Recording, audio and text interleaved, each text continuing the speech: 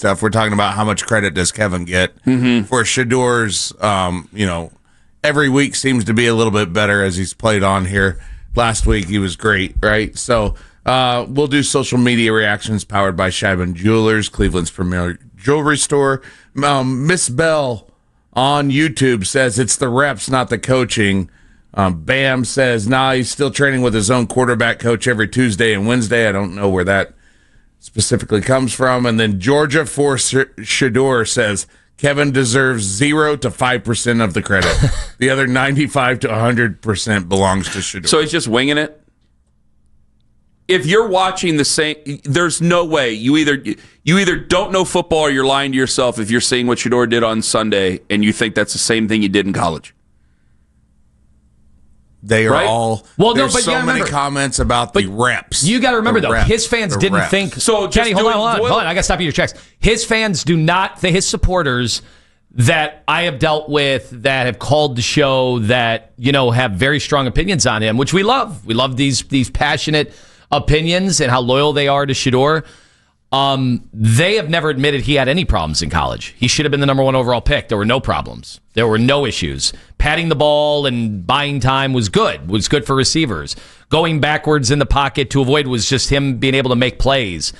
He had no problems. No mechanical issues, nothing. Then why would he change? He's the most accurate quarterback in college football history, remember. Why has he clearly changed? Why do you think it looks different? Yes. If he knows better, and that's it, why ain't he still doing the same things exactly the way he was doing in college? Guys, I watched him in college. I watched him at Jackson State, too. He ain't getting past me. Maybe, I'm not going to blame you. You do games, so maybe you're doing other games on Saturday. He ain't get past me. So why would he then, if everything was fine, then why did he clearly make changes? Why did he I want to know. I want an answer. I see him as somebody that They're not all rhetorical questions. I see somebody, and I think this is a total positive sign, that he seems very coachable. And that doesn't mean Kevin's the only person who can coach him now. Exactly. He might have another coach next year. No, you could always find somebody better at the end of the season. Yeah. That's it's not like, Kevin should be a lifetime contract. No, I didn't say that. I'm pointing out that I'm not going to upset the apple cart here where my team is not good and we're not going to the playoffs again, but my quarterback's playing well. Can you say his father always being his coach was in some way a setback, that he never had a different, no, a different set of eyes on him to go, hey, maybe try this way? I don't think so, because I think that there was a lot of things that he was naturally better at than a lot of guys, and if you're naturally better at than a lot of people, there's certain habits that you develop, and then when you're going up against guys who are as good as you, there's things that you have to make adjustments to. Deion was a great coach for him in high school, in college, and then I think Deion even knew it's time to move on. And I think that's what Deion even mentioned that in his post-game press, or in his one press conference after he saw Shedeur play against Las Vegas. But you guys, listen, if you guys just hate Kevin Stefanski, fine. We've hated coaches here before. But if you can't give me even a little bit of sliver of going, hey, he's definitely learned, then what are you arguing against? Well, I think there is an element of the fan base Hasn't he learned for something? Shedeur that have been with him through thick and through thin, and have had to hear people say a bunch of negative things about him that want him to be this self-made in that image. They don't. He's got to put in the work. They want it to be that he is the most. But the way they talk about him, that he is the most unique prospect that has ever been around, and I have to fight back against. Like we've had very unique stories come before him. We'll have other people come after him. Like I said, this Mendoza story in Indiana has a chance to be even crazier than Shedeur's story. So hold on. If he's taken in the 5th round, which he's clearly not a 5th round talent, he's way ahead of that. But the NFL let you know what they thought of him, and he continues to go with this success and continues to do well. Yeah, there's a lot there that's hard work and maybe self-made, but there's also a lot of coaching that goes on, because if he were just doing it the way he was doing, then he'd still be doing the things he was doing in college. He's not doing that nearly as much. Like, yeah, I guess there's a couple of spins here and there, and the one decision against Tennessee, okay, that happens with a lot of rookie guys. Yeah. That happens with Caleb. That happens with Caleb Williams. He was the number 1 overall pick. Josh Allen, on Sunday. Josh Allen a few weeks ago threw 2 interceptions that were as bad as you will ever see. Silly interceptions is not a reason to give up on a guy, a rookie guy, unless you make too many of them. It was just one. That's not a big deal. But you see what he's done, and you see some of the things that he's already changed and already made. If everything was fine, then he wouldn't have done that. If everything was just hunky-dory, he wouldn't have done that. I mean, people can believe what they want, but clearly these people are under some sort of a delusion, and they just don't want to hear what I have to tell them. But for whatever, I don't know what the YouTube chat's looking at. I haven't seen it in weeks. Since last week when I read the one.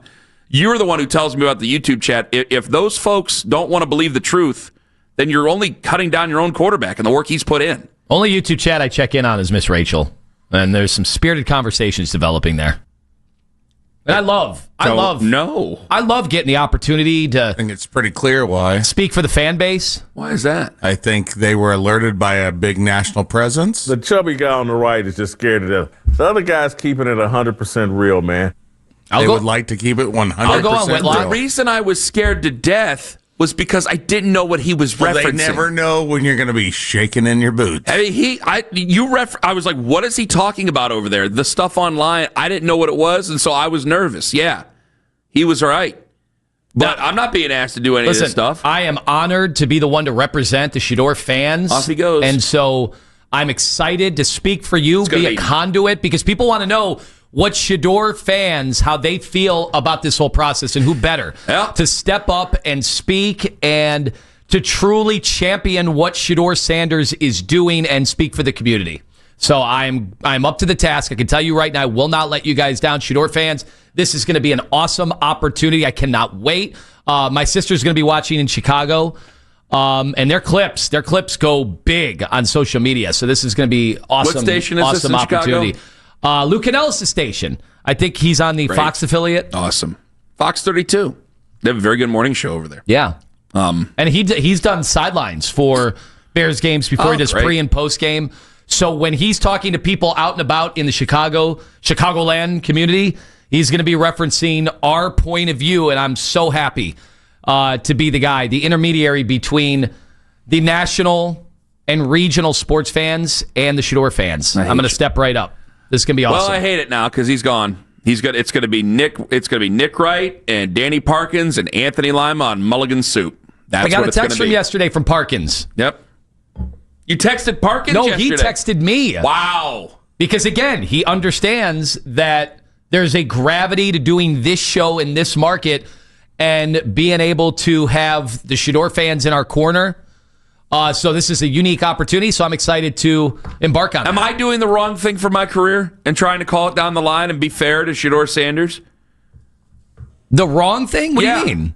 Well, I mean, you just get into it with the Shedeurians every day. I think it's just a difference of a polite difference of opinion. Polite? Yeah, but we're all on the same page. We all want Shedeur to do well. We're all rooting for Shedeur. Did you want to go back over the call we had yesterday at the end of the show? I think he was the shouting match you got into. But that's fine. I have no problem with people having a difference of opinion. He was wrong on like 10 of his points that he said that I had stood for. He was wrong about you as well. He thought we were like Dylan Gabriel fans. Oh, yeah, that's completely no. That guy, I won't hold that guy. That was the one I disagree. That was Bernard. I won't hold Bernard. Bernard was just listening to other shows and assumed it was us. There was one thing I think you did say at the end of that call. I don't remember what it was, but like the Dylan Gabriel stuff, no. Never,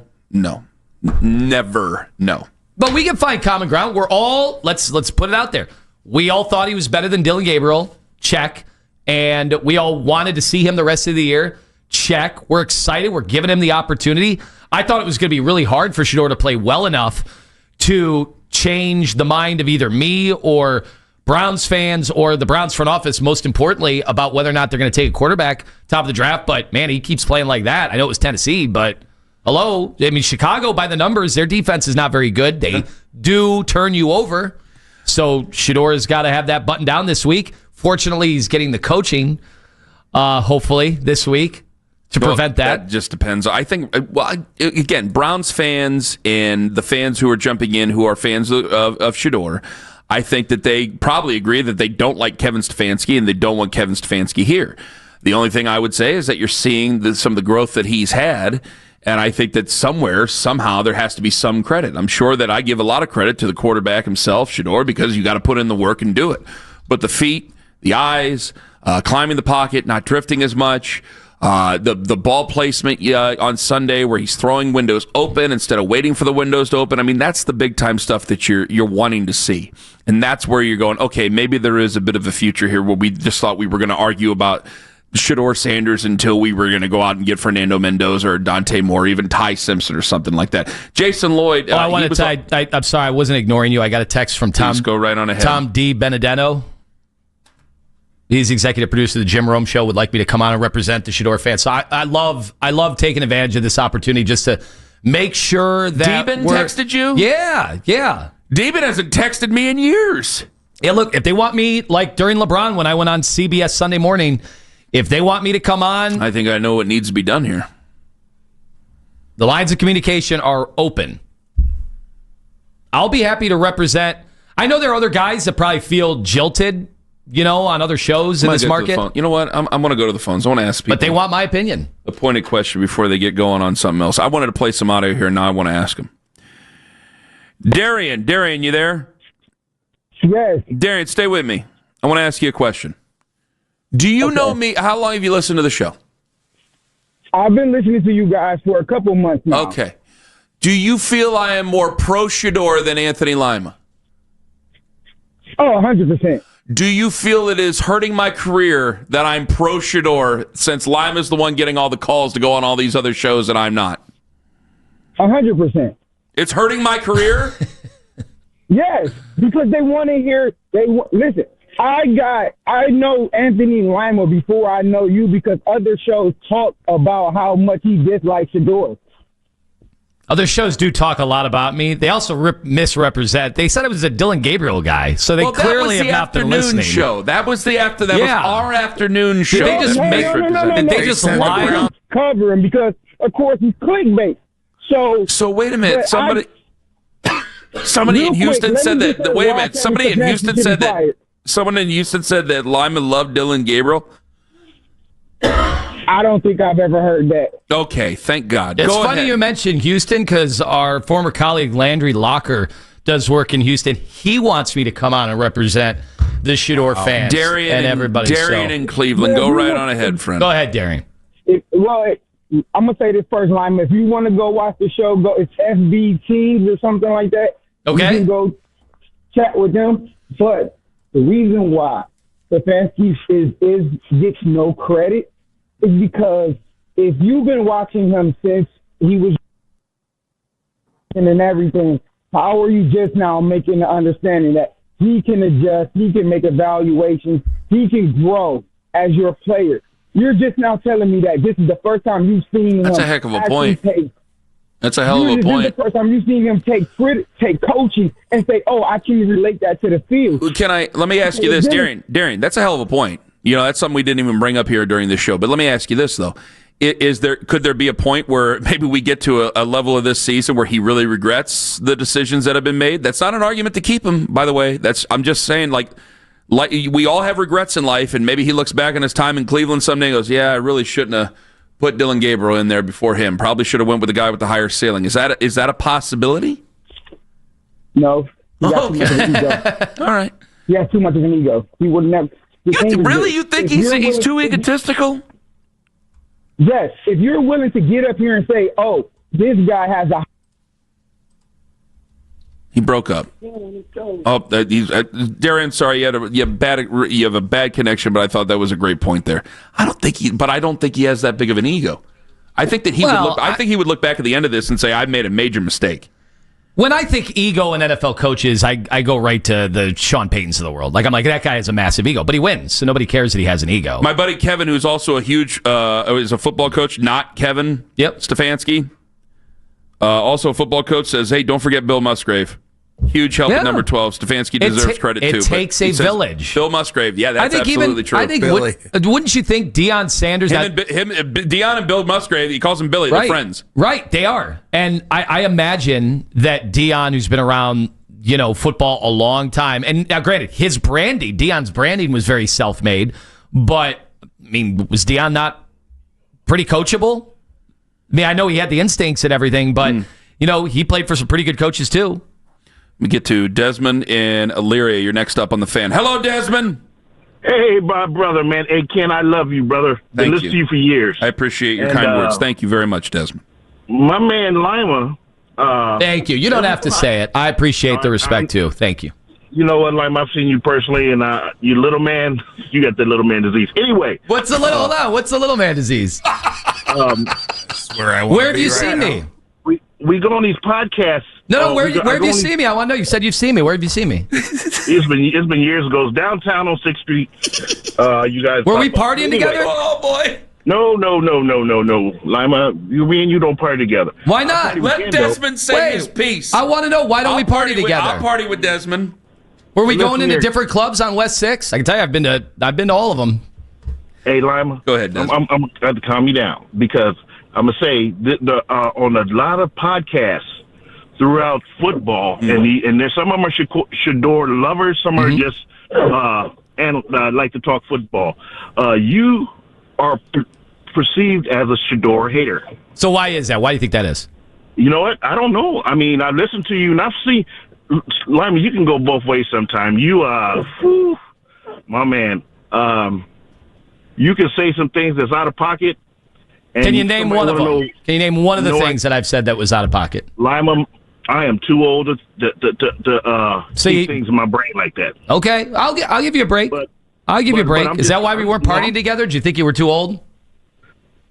No. You are so damn focused on you guys partying together. Let the man make his point. Is a lot older than he acts. Hey, I do want to make a point. I called in yesterday and I couldn't get through because you guys were doing things. But you asked a question about the Shedeur thing, and should Shedeur stay? Or I forgot how the question went. But anyway, my thing is the field talks. The young man has talked on the field every time, no matter if his dad was coaching anything. Now, we understand. I see his growth with his feet work getting better, but I don't care if it's bad coaching. I don't care what the situation is. When that young man hits the field is going to talk, and that's it. I don't care what nobody says. I don't care, hater, lover, whatever. The field talks. He's that's right. all we got to care. He's about. right. You want to know why Desmond's right? Because you brought it up, and now I'm painting you out to be a hater, and I'm sorry about that. But you brought it up on Monday. What was Tennessee doing when they picked off the pass? Did they or did they not do the? They all mocked him. The wrist. Yeah. They did the whole thing. They don't do that about quarterbacks they don't care about. There's no celebration for picking off Bailey Zappi. Well, they did do it for Johnny Football, and they cared about him, and they wanted to make him look. But they did not respect Johnny Football. Did they? Thank you for bringing this up. Hold on, they did not respect Johnny Football. Did they respect Shedeur Sanders? I think they had to, considering they got it close. That's a hell of a point. But I'm looking at it going, if you have famous quarterbacks go out there, defenses are emotional. They pride themselves on making guys look like garbage. Now, if Shedeur goes and plays an exceedingly high level, yeah, you're going to stop that because you don't want to heat that guy up. Right. Like, they're not doing it to Josh Allen and Mahomes and Lamar. No one's doing that to Lamar Jackson. Think about how many that stopped very quickly with LeBron. Yes. Yes. Deshaun Stevenson. And we make fun of the guys who do, like Dylan Brooks the Soldier and all Boy that stuff. Remember back in the day? But, like, if Shedeur goes out there and, like, he puts it on the Bears on Sunday and they win that football game, like, yeah, there's probably going to be a little bit less. You don't want to get those guys heated up. It's the same thing you brought up with booing and things like that. It's the same thing. But if they didn't, he's saying the field talks, whether it's good or bad. And you know when he's out of there on that field, these guys, they see everything. They see what the former players say. Yeah, I'm going to go get mine. You know why I remember that? You know why I remember that with Dylan Gabriel. Exactly. You know why I remember the name? I think Wallace Gilberry. It's because he stood up and he did the money sign right over, and I would have never thought of him. Yeah. Because he wouldn't have done that for anybody else. Johnny's a bad example, but it's the truth of what Desmond is saying. That guy's on the field, everybody's talking. Everybody's